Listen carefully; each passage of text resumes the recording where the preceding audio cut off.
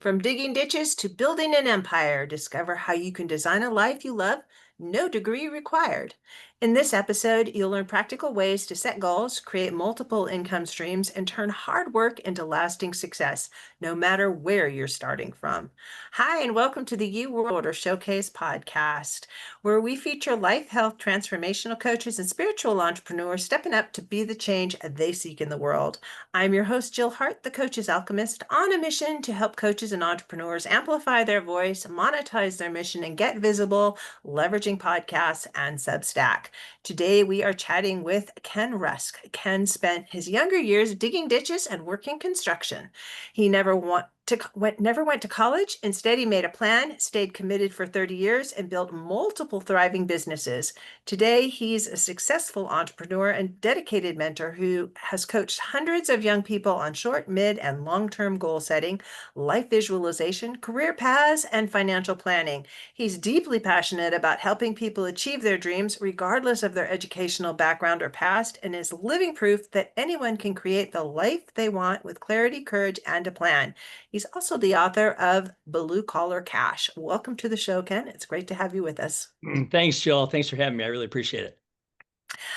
This is going to be a great conversation. I'm very passionate about where you're going with what you're doing. But let me ask you the big question first, and that's what's the most significant thing in your opinion as individuals we can do to make an impact on how the world is going? Well, I think for me specifically, it was kind of an organic realization that if I've been given this experience, and I was going to say given a gift, but I think the gift comes from experience. If I've been given this and I'm a young entrepreneur, um, I used to be a young entrepreneur, but what I'm saying is I think it's incumbent upon all of us now to turn around and to shorten the learning curve of those entrepreneurs that are coming up behind us. And honestly, that's what I love to do. Whether it's someone who is an intrapreneur within my organization or an entrepreneur that's outside that asks me for advice, I just really think it's almost our duty to turn around and say, well, this is how I've learned things. Maybe you can use this advice to save you some headaches along the way. So to me, that's the stamp you leave on the world, is how you made somebody else better. I love it. I love it. And it's so important. And you're really about the idea that it doesn't take a college degree in order to be successful in the world. And I would argue that a college degree often hinders people more than it really helps them leave their mark in the world. What are your Yeah, thoughts on that? I think there's two different types of college degrees, and this is what I've always talked about. I'm really not anti-college in the sense that if you're going to be a doctor and you want to operate on my shoulder so I can get back out on the golf course, I want you to know everything there is to know about a knife before you come at me with it. I mean, that's just common sense. But I think there are job-specific college degrees where, like that, you go to med Mhm. school, you want to be a surgeon, you come out, you're a surgeon. You want to be a teacher, you learn how to be a teacher, you come out, you're a teacher. And you can go on and on. Architecture, engineering. Yep. These are job specific careers. And I think, yeah, if you want to pursue one of those and you know that there is a supply and or demand waiting for you at the other end of that education, fine, do it. But the non-specific ones where you're just spending 4 years playing beer pong and avoiding becoming an adult, I think those are the ones that are problematic because colleges will take your money. Let's not be, vague about that. And they're in the business to take your money. They are not in the business to care about what happens to you after they've taken your money. I mean, if they had a stake in your future career, things would be way different, but they don't, and so they don't. And for me, it's just about being very careful that you don't go out and all of a sudden you're 100 grand in debt and you can't even use the Eastern European language translation degree that you got because you thought it was cool at the time. No, you have to be very cognizant of what the world needs and what you give it, lest you become a very, highly in debt person with not a whole lot of prospects. Yes. And there's ways to get degrees that you don't have to pay for them. And you don't have to ask your parents for handouts either. 5 children, I told all of them, I'm not paying for college for you. If you feel that that's what you want to do, go for it. Of the five, one actually went to college, but the Army paid for her degree. She joined the Army and she used the GI Bill, so she paid for it. The other four, one's still young and figuring it out. One one is 1 hour away from getting his degree, but he refuses to get it because he doesn't want to work inside. He's one of the top electricians in San Diego, elevator electricians. The other dug ditches, he laid pipe, and the younger three started when they were 16, 15 and 16 working. It was just like they got out of high school, they graduated from high school at 16 and they got jobs. Um, and the other one works in a steel mill. And that steel mill, when he gets ready to get a degree, they will pay for it. So it's and they're all doing really well. Well, it's interesting that you say that because I say this. I've been on 300, and I think you're number 318 podcasts in the past couple of years. And when I say this, people look at me a little sideways until they get it. And it's funny because the more you live your life, the more you realize that the life part is what's important. How you live your life is what's important, not necessarily how you got there. And I know people say, well, I really love my career. Fine. If you love your career, then go for it. What I'm saying is, I don't necessarily care so much what you do for a living as I care what you do with what you do for a living. In other words, if what you're doing sets you up to live the life that you see for yourself, and you're not just waiting for someone to say, hey, Ken, this is how you should live now. Okay, you have this much money, or you have this much saved, or you have this much, that you're this old in age. This is how you're supposed. No, you and only you know exactly what your perfectly designed life could be. You know what your favorite color is, your favorite vacation is, your favorite whatever, drink, food, car, house, whatever, pets, hobbies, sports, the way you treat your body. All those things are things that are innately you, and nobody else knows these things. So why are we relying on society to tell us how to live? And why are we living these reactive lives where we just kind of plod along, and then if we get lucky, our life is good? No, that's exactly the opposite.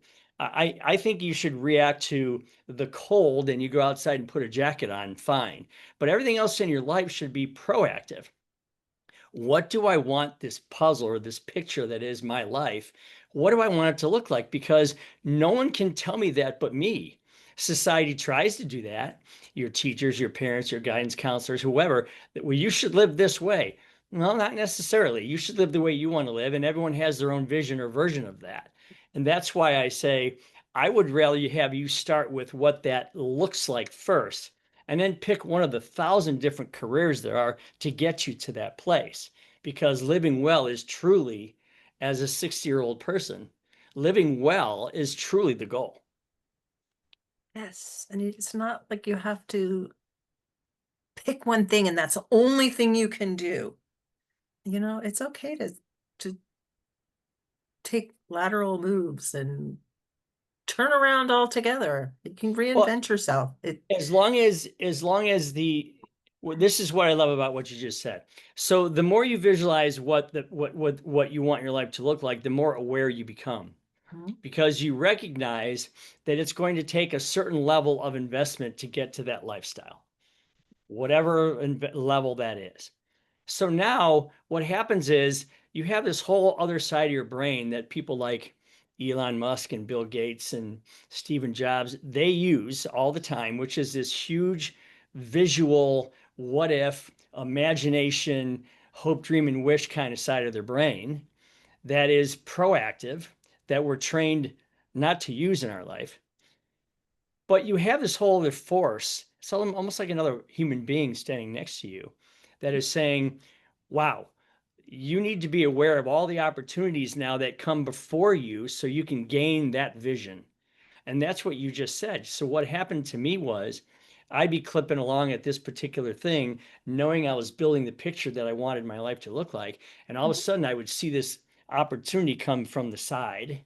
And I would say, wow, that can help me get to that place.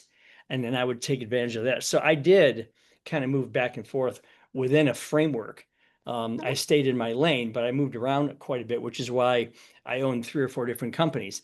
And that's really the fun part, because as I'm doing all this work, I'm seeing these puzzle pieces clicking into my bigger picture. And I see it now showing itself for what it is, which is my vision. And I think that's the most powerful thing. And we don't teach kids how to use it. We don't teach people how to use that side of their brain. And some people go their whole lives without ever proacting in some imaginary way. It's actually a shame. It is a shame. I can distinctly remember teachers telling me to stop daydreaming. It's like daydreams are the currency of life. The bedrock. Yeah, absolutely. And yeah. So, what would you recommend to maybe parents or kids that could be listening to this in terms of you're here now? Imagine yourself when you're 60. What do you want that life to look like? Well, it's a simple thing, and it seems somewhat coloring book-ish, but that's okay. Because the last time you had a coloring book in your hand, you were probably 5 years old and you were at your most creative point of your entire life, because you weren't saddled with, jobs and debt and schedules and families and all that other kind of stuff. So I simply do the same thing I do for all my people that are standing on the other side of that door right there, all 225 of them. I literally I encourage them to get a giant piece of paper or poster board. I encourage them to get a good old fashioned box of 64 Crayola crayons, right? With the And sharpener in the back. with the sharpener on the back, and just start putting your thoughts or your visions on paper. What do you want to drive? How do you want to live? What is it, a farmhouse in the country, a condo in the city, or a house in the suburbs? Is your sport hockey or golf, or is it jogging or yoga, whatever it might be, meditation, however? How are you taking care of your body? How do you see yourself health wise? What is your spirituality like? I mean, what things can you give your mind to for peace? What kind of pet do you want? A dog or a cat? What color? What would you name it? Um, how are your vacations laid out for you? Are you a mountain guy, or are you a beach gal, or are you a traveler, European traveler? What are you? Lay all those things out on this big old board that is basically a puzzle. It's the puzzle box. Okay. And continually colorize it, clarify it, you know, give it concise detail, and have this picture kind of show itself almost like those, I think they're called nanograms, where it's nothing but dots. And the more you stare at it, you see the pterodactyl come before your eyes, right? So I tell people build those pictures, because they did this study once and they took 100 people, put it in a room. This is a Virginia Tech study. So cool. They said, if you have clear, colorful goals, if you have these goals right now, hold up your hand. Only 20 people did. They eliminated the 80 people, moved them into another room. They took the 20. They said, okay, of the 20, how many of you have these things written down somewhere? And they said 4 of them. So, okay, they dismissed the 16. Of the 4 left, how many of you, if I went to your house right now, would you have these goals up on the wall? One person. So they followed those people for the next 10 years. That one person earned 9 times more money than the rest of the people in that control group. Why? Because they had a drive they were being pulled by the vision they had on the wall. And so it's such a powerful thing. It's free. It requires little to no effort other than your imagination and some crayons, and a commitment to looking at this thing at least 2 or 3 times a day. Even if it's walking past your bedroom wall and you happen to see it there. This is so powerful. There's actually a science behind the neural pathways that happen when you do this. And it almost certainly will get you to that place. So I tell people, yourself and your kids, your family get together, build this thing, and then start breaking it down into little pieces and go after it one piece at a time, because it most assuredly will happen if you use that type of method. At this point in my life, looking back, I can say that I've done these exercises a lot over the years, and I did read about that study a long time ago and started writing stuff down and building vision boards. And they I I go back years later and reread some of the stuff. And it's like, oh yeah, that was that. I things like always wanted to live on a homestead. I wanted chickens and goats, and I had no idea about goats until I got them. I didn't even know they didn't have bottom teeth. I was slightly afraid of all the animals that I got Sure. in the Sure. beginning, but you just like things that you write down or you create a vision board and you look at, your brain just can't help but draw it to you. It's like telling the great consciousness, this is what I want my reality to look like. Well, that, and that's where I was going to go, because I know you're familiar with Tony Robbins, so I've spent a little bit of time with him and his son Jarek, and he explained it to me because I said, Jarek, this has always worked for me. Is there something more than just the law of attraction that you hear about out there? And he said, yeah, there's an actual neural pathway science to it, where if you look at something, there's these neurons in your brain that will fire an electrical signal back and forth. And the more you stare at something, the more those signals, they intensify to the point where they build a solid bridge of thought. And once that bridge of thought is built, your body kind of already thinks it owns this thing. Mhm. And therefore, it involuntarily pursues that thing with things like awareness and opportunity and perseverity and resilience and all that kind of stuff. So I say to myself, well, if we've only got 90 revolutions on this planet, if we're lucky, right? Why wouldn't we want to use every mode that we had to create the best life we can? And so not only is it something where, you hear, well, that guy or that gal, she's just really focused. No, she's not just focused. She's literally employing the science in her brain that causes her to be successful at whatever she's chasing. And I think to myself, if we taught that when you were 6, 7, 8, 9, 10, 11, 12 years old, you could probably eliminate things like Social Security and welfare and all those other kinds of things, because people would be much more self-sufficient, right? Um, but being happy is a different level for everyone. And that's why I say it doesn't matter whether you want 15 cars, a McMansion, or a yacht, or you want to live a quiet life on a ranch, in a small ranch house on 20 acres in the mountains somewhere. Your happy is your happy. My happy is mine. But we all have the ability to chase those things and use the science behind it. And that's the coolest part of living. It is. And it's not even so much chasing as just being aware that it's it's chasing you. You Correct. Yeah. draw it to You're you drawn to it. by Sure. doing all of these things that they're not hard. They're simple techniques and they the reason that The Secret's so powerful and so popular is because, when done correctly, and a lot of people just think that all you have to do is say these magic words and stuff's going to happen. There's a little more to it than that, Sure. but not a lot. And you need to get some emotion involved in it. You need to feel it because your brain doesn't know the difference between reality and imagination. And so as long as you're giving it that the same energy that you give something that already exists in your reality, it can't help but materialize. It's just that's just the way our reality works.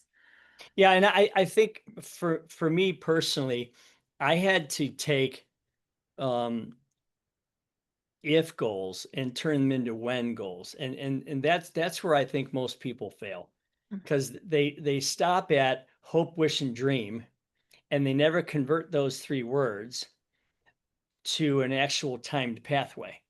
Mhm. So when I give speeches, I have people write down the words hope, wish, and dream, and then I have them scratch them off because I don't want them in your vocabulary anymore.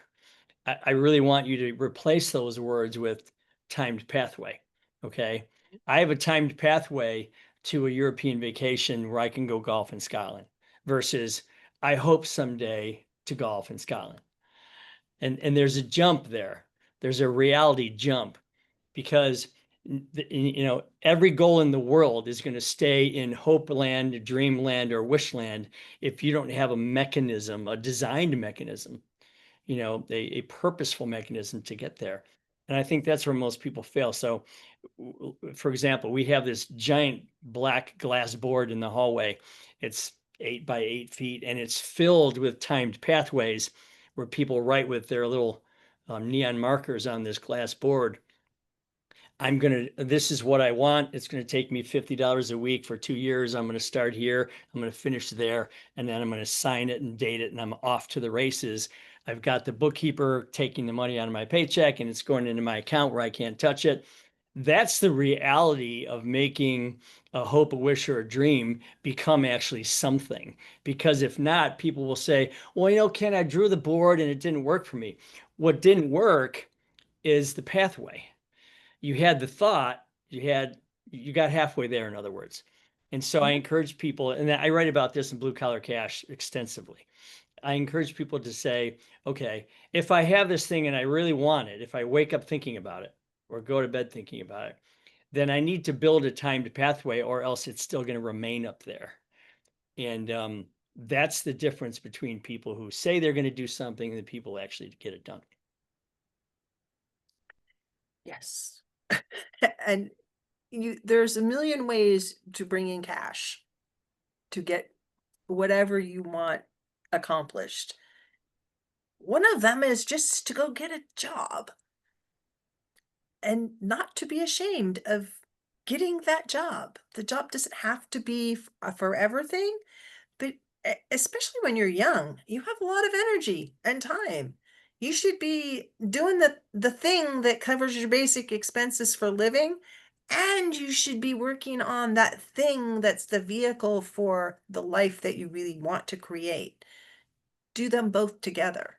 Well, yeah, and I think that's a great point because in my mind, there's a control factor that we need to think about, and that is that if you can work at a job where you can control your income, that's big. There's hourly jobs, hourly rate jobs, and those are fine.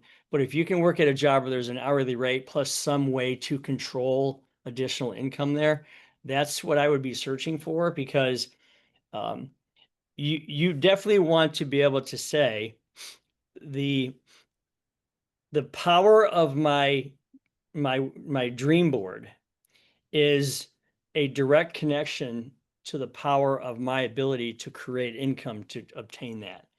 Mhm. And those should be on like at least a one-to-one basis where you don't feel like, oh, I'm just punching a clock and I can never get to that level. Whereas if you have this thing that you're after, um, even if you have to move it out a year or two, because you and I both know, Jill, that time flies. I mean, I've put Scotland vacations out 3 years before, and the anticipation of the next 3 years is even as much fun as going. But the power of being able to see that thing and then match it financially, even if you have to do it over time, is it's just unbelievable. And again, if we're all so good at planning vacations, for example, we all know how to do that. And we're also good at anticipating those vacations, be it spring break, and it's going to be in April, and that's 4 months from now. It's in December. Then we should be good at anticipating all the different aspects of our life, and this is the way to do it. Yeah, it's there's the I want part. It's just the recognition of how you think that you would like reality to exist for you, whether it's a vacation or it's everyday life. And then there's the practical application of figuring out how it can happen. And sometimes the universe will surprise you and it will just happen. But it happens more often if you're like working, at least walking in that direction towards it. Yeah, I think the strength of what you're after is what determines what you just said. So if you want something really, really, really bad, Mhm. okay, it's going to come to you, and like you said, it could be considered, the universe brought that to you. But I would bet you deep down there were actions that you took, awarenesses that you were aware of, opportunities that you took advantage of to make that universe point that in your direction. And again, I really wish that people didn't have to learn this the hard way in their late 30s, 40s, and 50s, that you do control what your life becomes, good or bad.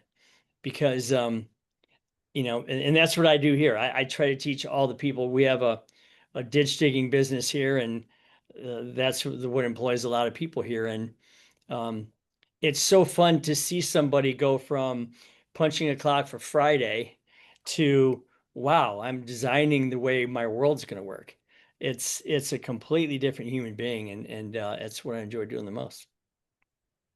That's fantastic. Do you do it as groups? Is that how you Well, there's different divisions here. There's a Mhm. labor division, there's a marketing division, there's a administrative division, Mhm. and a sales division. So we do it in those types of groups. But the coolest thing in the world is when someone new comes to our office and they walk down the hallway, because we have these boards between the bathrooms. So hopefully people see them at least twice a day. But um, they walk up to these boards and they start reading. Wow, she went to Europe to visit her cousin. This one bought a new car. This one put a deck on his house. This one paid off an old nagging visa. This one got his driver's license back. This one, and you can see goals that are these time pathways that are accomplished on one board, and you see the live ones on another board, and you can't not want to be on that board. I mean, they instantly come up and they go, well, how do I get on that board? Well, it's real simple. Just come up with something that you have to have, and we'll help you get it figured out. So you are employing people? Is I guess I'm a little confused. I know that you're not a coach in the traditional sense.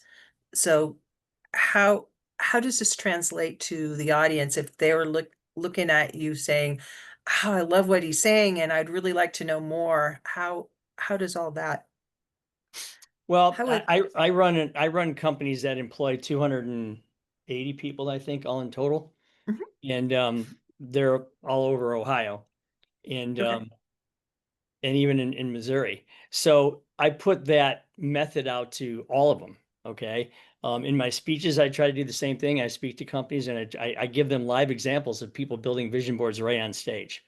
Okay. And they can't see them working on it until it's all done. Um, and we only pick one subject and whatever that might be. And we've had some powerful stories on stage. It's been crazy. But when it comes to, you know, how do you do this? I wrote the book Blue Collar Cash, and one of the things, Jill, that I wanted to make sure of was that if you read the book, your life would change. I didn't want this book to be just another word. I think they call them shelf help books, where they just sit on a shelf and you go, "Oh, cool, I read it," but nothing happened. So I built this course around it called The Path, and it's an 8 session course. It's literally 45 minutes a session. But what it does is it walks you through the book and forces you to do the things that you and I have discussed so far today. Now, before anyone goes crazy, I'm not a sales. I don't need to sell anything. My life has been really good. The book was a bestseller. I don't know how that happened. Thank God for that. Very blessed and very grateful. This course, I think, is $179, and you get a free copy of the book with it. But I donate that money to first responders and Gold Star families and that kind of thing. So, but I wanted to make sure that this course, I mean, it's guaranteed. If you take this course and your life doesn't change, I'll give you your money back. It's that simple, And it's things that you should have been learning your whole life anyway. So none of this stuff is like, wow, it's penicillin. He invented penicillin in front of my eyes. It's not that. It's simple mechanisms and simple tasks that you would use to start to look at your control over your own life. And you slowly, over 8 weeks, build the vision board. And that's the cool thing about it, because you slowly build this thing to where it shows up, which gives you a lot of time to think about what you want on it. And then it shows you examples and how to get where you're going. Love it. And people can learn more about that on your website? Yeah, that's at kenrusk.com. You'll see the book there, the course there, and then the speaking opportunities that we do as well. Awesome. Awesome. Thank you so much for joining us today. It's been an amazing conversation. Thanks, Jill. I appreciate it. It was fun. To learn more about Ken and to get his book and learn more about his course, please visit at kenrusk.com. And we'll be sure to put that link in the show notes below. Thank you for tuning in with us today. If you have a podcast or are interested in starting one, be sure to reach out to us at support@heartlifecoach.com. We love to help spiritual entrepreneurs and coaches amplify their voice and monetize their mission, and offer a variety of ways to do this leveraging Substack. Join us for our next episode as we share what others are doing to raise the global frequency. And remember, change begins with you. You have all the power to change the world. Start today and get visible.